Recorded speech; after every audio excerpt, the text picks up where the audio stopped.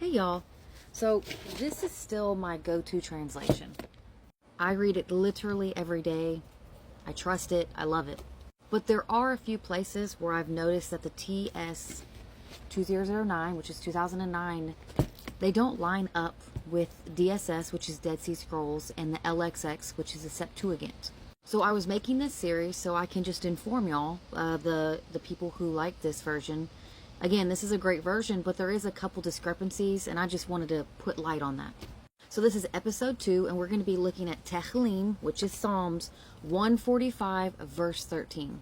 Okay, so in the TS 2009, the Scriptures translation, it says, this is verse 13, 145, 13.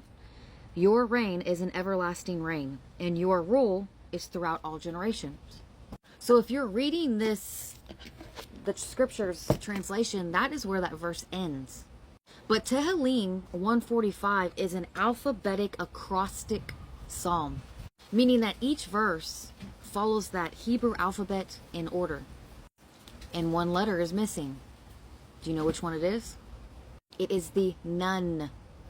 So I went and I looked at the Dead Sea Scrolls because I'm like, there's something odd here.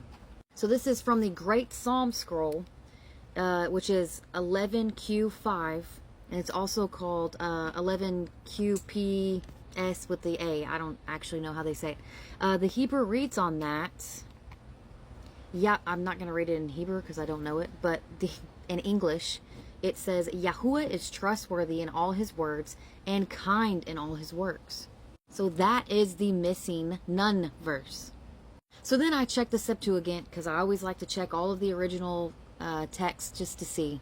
And it also includes that same line. In Greek, it says, Yahuwah is faithful in his words and set apart in all his works.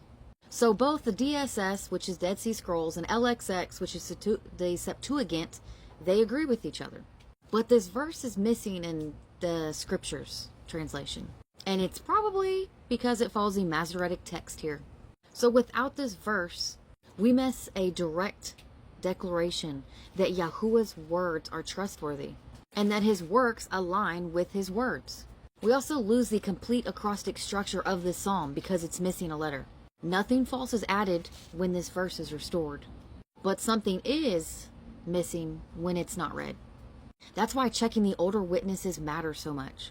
And no, this is not to discard TS 2009, the Scriptures translation. I still love it. But this is to read to be fully aware of what may be missing.